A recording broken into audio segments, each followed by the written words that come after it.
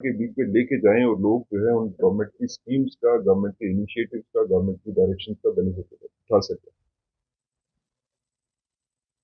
ये बजट जो नया आया, इसमें फोकस जो है वो है ज्ञान, GYAN, गरीब, युवा, अन्नदाता और नारी।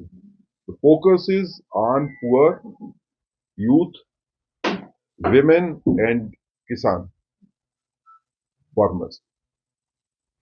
फोकस इस चीज के ऊपर भी है कि जो इंडिया की मिडिल क्लास है, जो कि बैकबोन है इंडियन इकोनॉमी की, उस मिडिल क्लास के पास स्पेंडिंग पावर जो है वो ज्यादा कैसे बढ़ाई जा सकती है, उनके पास पैसा ज्यादा कैसे आए, और क्योंकि उन्हीं के पास पैसा आएगा तो उससे पैसा जो है वो सर्कुलेट होगा।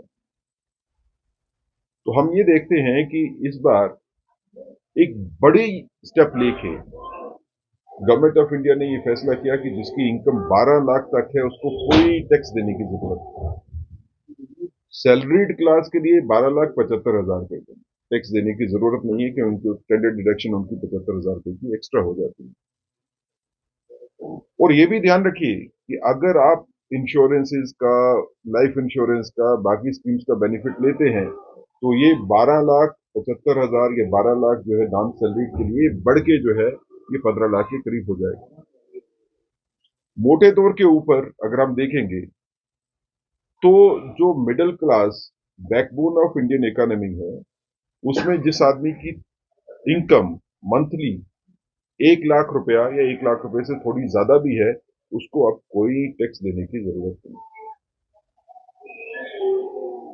कुल मिला के देखें तो जब मैं ये कहता हूं कि ये रेवोल्यूशनरी बजट है, तो आप इस चीज को सोचिए कि इस बजटरी बेनिफिट देने का, खाली इनकम टैक्स की स्लैब को ऊपर लेके जाने का, जो गवर्नमेंट ऑफ इंडिया के ऊपर इसका फाइनेंशियल इंपैक्ट हुआ है वो 1 लाख करोड़ रुपए का।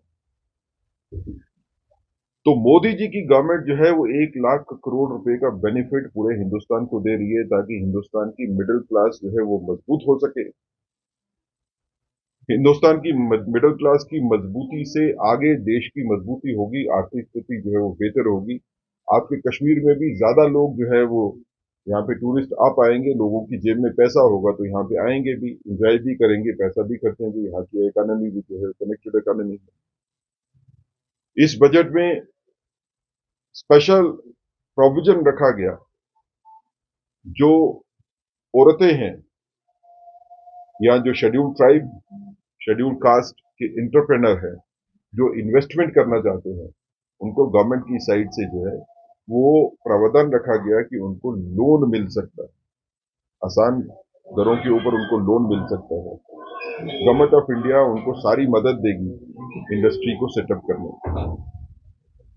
इसी तरह इस बजट में काफी ज्यादा प्रावधान है युवाओं के लिए भी, देश के आर्थिक विकास के लिए भी। कुल मिला के अगर हम देखें तो ये बजट जो है ये रेवोल्यूशनरी बजट है, क्योंकि 2014 में जब मोदी गवर्नमेंट आई थी तो हमारे पहले बजट में हम इनकम टैक्स की स्लैब को, टैक्स फ्री स्लैब को 2.5 लाख तक लेके गए।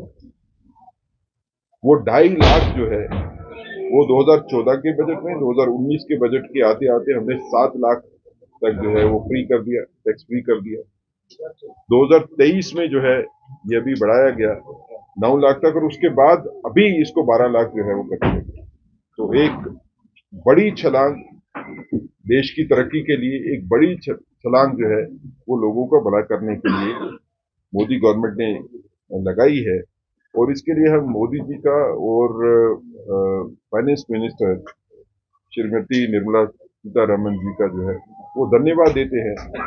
और खासकर जो एग्रीकल्चर सेक्टर में जो चेंजेस इस बजट में बताई गई हैं, जिससे किसानों को मदद मिलेगी,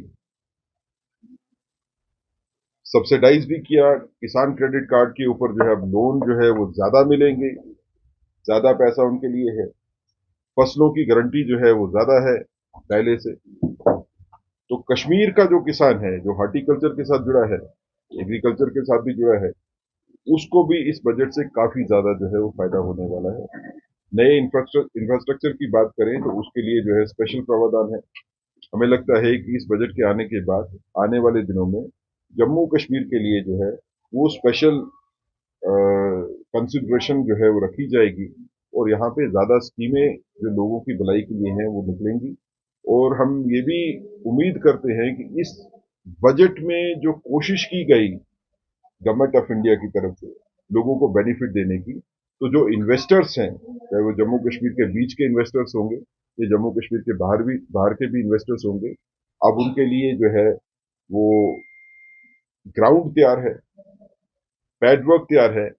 वो आए जम्मू कश्मीर में इन्वेस्ट करें। जो जम्मू कश्मीर के बीच के इन्वेस्टर हैं उनके लिए भी एक बड़ा मौका है कि इस अ, माहौल में जहाँ की बजट इतना अच्छा आया है और यहाँ पे इतनी पीस की जो है वो स्थापना भी, शांति की स्थापना भी हुई है, तो आने वाले दिनों में यहाँ पे और तरक्की होगी, ऐसी हम उम्मीद करें।